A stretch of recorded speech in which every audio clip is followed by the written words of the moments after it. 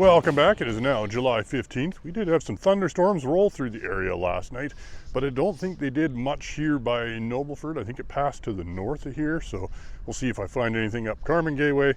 As it is now, I'm out in this barley field. Things are coming along really well here. Most of the barley across my area is out in head emergence and varying degrees of filling at this stage, and it's mostly looking really good.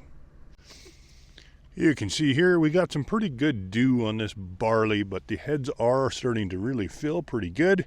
When you squeeze them now, we got some filling coming out. We're still very, very milky, but I bet you another week or two, these heads will be a lot plumper and developing real nice. I'm not finding too much for bugs yet today. Overall numbers are not super high. You can see after 10 sweeps in this field, there's a few diamondbacks in here. There was a couple flea beetles, but they already kind of flew away while I was cleaning things out. We do have one army worm there. So overall, very low lygus numbers, everything. Very little for cabbage seed pod weevil. I was expecting to see more insects this week, given the heat that we've had is favorable for insect development, but I'm not finding much. Here along the edge of this field, we're starting to get quite a few grasshoppers come out of this pasture over here as it dries up. So we're probably at around threshold in here. You can start to see a little bit of leaf damage on some of these flag leaves have been chewed on pretty good. So I think we're probably going to come in here, hit these headlands with a bit of coragen just to give us some residual control and kind of prevent those grasshoppers from getting any farther into the field. Well, this week there is definitely a lot of blister beetles around, and I'm along the edge of the field, but there's quite a few here. You can see them in the canopy kind of sprinkled throughout, but it's not really dense. I wouldn't really call this a breeding swarm. Now, blister beetles can be a pest when you do get a breeding swarm. They do feed on the flowers, and they can chop these flowers off basically. So when you get a huge breeding swarm, it might be worth a pesticide application, but only just spot spray. You really don't want to be, killing off your beneficials if you don't have to. These guys also can be beneficial. The adults not so much, but the larvae will eat grasshopper eggs after grasshopper eggs have been laid. So they are a great beneficial to have around and probably outweigh the disadvantages of losing a few flowers due to the adults. So keep that in mind. Well, the dryland cereals are still looking good at a casual glance from the road, but when you walk into them, you can really start to see a lot of the stress signs in here. The heads are still doing pretty well. We're finished flowering in this field, and we're just going to start to fill in here, but you can really see the stress down at the bottoms of the plants. You can see they're already blowing off those bottom leaves, trying to conserve a bit of moisture. So we really do need some rain in some of these fields, but I know according to the forecast, it looks like we're not likely to receive it. It's just going to be hot and dry for another 10 days or so at least. Well, the irrigated corn is looking absolutely spectacular this week. It really is enjoying the sun and the heat over the last week.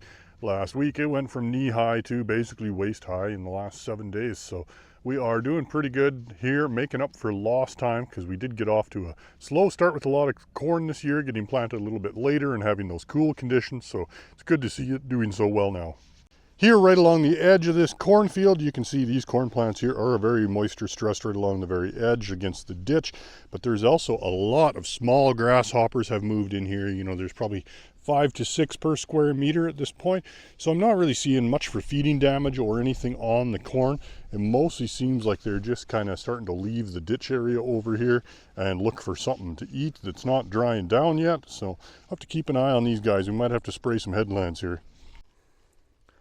Dryland peas are looking pretty good, but they are still suffering in the heat just like everything else. You can see this field is still trying to flower, but it looks like a lot of these most recent flowers are going to have pretty poor luck setting anything, but we'll know more in a few days here.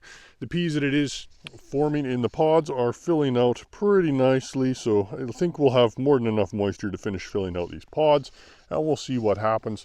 After flowering is finished, these peas will generally move along pretty quick in staging, and it's not all that uncommon for us to be combining some of these by the end of, say, the first week of August. So we'll see where we are this year in comparison. Been getting lots of questions this week about diamondback moth larvae and how to scout them and how to find their thresholds. So you can find them in a sweep net, and you will when you're going through a field. However, you're probably only going to get the ones on the very top of the plant, and it's not really the way to establish the threshold in them. Although I say, like, if you get a full handful of them in your sweep net and 10 sweeps, you're probably at threshold. But let's go over how to do it properly. So the proper way to actually do an assessment for diamondback moths at flowering or pod setting, which we're at in this field here, threshold should be 200 to 300 per square meter. So in order to check that, don't use your sweep net, although you can kind of. Basically what you're going to want to do is pull up plants and beat them off on the hood of the truck, because those diamondback moths may be on the leaves farther down, not necessarily on the tips of the flower heads where you're going to get them with the sweep net. Basically now we're just going to jam this into the sweep net. It's difficult to do with one hand, and just smash it around as much as we can. Try to beat off all of those caterpillars on there and see what we end up with. And then you'll repeat that until you get your square meter or your square foot done, and you can do your math on that. And there we go. So there is a diamondback larvae right there. So you can see in this field we certainly are not going to be anywhere near, 200 to 300 plants. You can also beat the plants off on the hood of your truck, but when it's hot like this, those little diamondback larvae have an absolute fit when they get on the hood of the truck, and they will quite rapidly move themselves off, making it pretty hard to get them counted. Here we got a pretty good amount of grasshoppers coming out of a ditch right along the edge of a barley field, so we're going to have to come in here, probably hit this with coragen. While the crop is nice and green, it's going to absorb the coragen really good. We'll get that systemic in there, and we'll be able to control the grasshoppers as they come out of this ditch and into the headland. So that is going to be our best management approach for this without having to spray the whole field. Well, right at this field entrance in the ditch, I found a patch of knapweed here. So it's not flowering yet, so I'm not sure exactly what species of knapweed this is. But if you know anything about knapweed, you know it is a bad deal to have. So this is a prohibited noxious weed. Best way to control it is with something like Grazon or Restore, Reclaim, True Range, any of those pasture herbicides that are registered for it. And the trick is make sure you use a good surfactant and really high water rates, and we can get this patch under control pretty quick. Safflower crop looking pretty good this week. You can really start to see the wild oats kind of coming through it now. But other than that, looking pretty good. Hasn't gained a whole lot of height from last week. The tops have split into multiple growing points, and we're starting to see bud formation. These are starting to swell, turn into buds, and you can see just how spiky they are getting to be. This stuff is not super fun to walk into, but it's still a super cool crop, and I love this stuff. Well, the fall rye down by the McGrath area on dryland is looking absolutely great. You can see it's really starting to mature. Plants are starting to dry down as it matures. We're just starting to come into kind of that hard dough stage here. So we can still quite easily deform these kernels, but they're not squishing out yet. So they still have a little ways to go. But other than that, we are looking pretty good in here. Not really finding too much sign of ergot or anything in here at the moment. Been looking around, not seeing much, so that is a good sign. Of course, one of the best things about being an agronomist is always running into some happy, playful boys like this. These guys always come and visit me every time I'm in this field. Don't you? You're always having fun out here. Oh, this field of triticale is coming along really nice. You can see we've got beautiful, nice big heads in here. We're still pretty milky. You can see we do have quite a bit of morning glory popping up here and there in the crop. It sure loves to climb up to the top at this time of the year and make itself nice and visible. But we also have quite a bit of septoria starting in a lot of these flag leaves and penultimate leaves, so that's not super nice to see, but we're close enough to harvest. It really doesn't matter anyways. These heads are pretty much filled. We're just going to start waiting for them to mature and start to dry down, so it's really not worth doing anything about that at this time, but it's still interesting to see. There is a potential, of course, we will see septoria gloom blotch on some of these heads as well, but right now I'm not seeing too much sign of it. You can see we do have a few aphids here and there. So there is thresholds for aphids in cereals, but usually it's a little earlier than this timing, and it usually involves 15 to 20 aphids per plant stock kind of thing at early flowering kind of deal. Not so much at this time. Definitely starting to see some more lodging today, especially in the barley. The storm system that moved through last night, although it didn't drop a lot of rain, did have some wind with it and a few pockets of heavy rain here and there. And now, especially in barley, as these heads are filling out and gaining weight, we're starting to see a bit of lodging. This field did receive manipulator at the appropriate timing, but even using a growth regulator, it's still quite common to see a bit of lodging here and there. Well, got another application done on my canola plots, mostly just the end plot, really this one here. So in this little bottle here, I had the full dosage of every biostimulant that is in this trial, and it's all being applied to this last trial. And I really wish that I could say that I'm seeing something absolutely fantastic in here, but it's actually really hard to see any sort of visual difference. These plots on average do seem to all be slightly taller than the surrounding crop, but it's a matter of maybe an inch or two.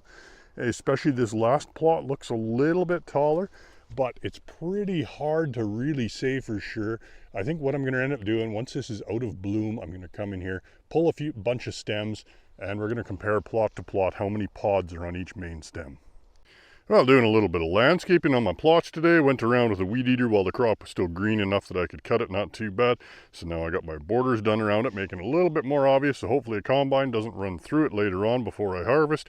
I've also done borders around the humitarra plots. I did give the humitarra plots a 2-foot buffer, just because it being a live biological, it does tend to move out of the plot. So we'll see how all that works out. Now I'm going to grab a plant out of each plot, and we'll see if there's any differences between them. All right, here's a handful of plants out of each plot, and as you can see, they all look pretty well the same. I would say there's no real difference in height or health. All of them are basically experiencing a mild to moderate amount of drought stress. I mean, you can see we're blowing off bottom leaves here. So I got them all lined up so they're basically all the same height here. So from right to left, see if I can get all this right in one take. We got Humitarra, Control, Nature's Aid, Phycoterra, ATP Nutrition System, combo number 1, which in this case is Nature's Aid with Humitarra. Then we have Proliant from New Farm. We've got Agrarius from AgroPlus, and we do here have the Nexus Biological Systems, so that's their growth regulator and fertilizer. I couldn't honestly say that any one of these looks really any better than any of the others. There is no lines in the field, even though I desperately want there to be at this point. But quite often you do not see differences in the field until there's quite a significant difference in the bushels. So we will see in a couple weeks when I get this harvested what the differences are. Of course, everything's replicated, so that will hopefully help things work out evenly. Well, that'll be it for this week. It's been a hot one, and next week looks potentially even worse. So I'm sure next week we're probably going to see even more stress showing up in a lot of the cereal and the canola crops. We'll see what the bug numbers do with high heat levels. Quite often they can multiply pretty quick. So we'll see if those numbers start to come up, and we'll see you next week.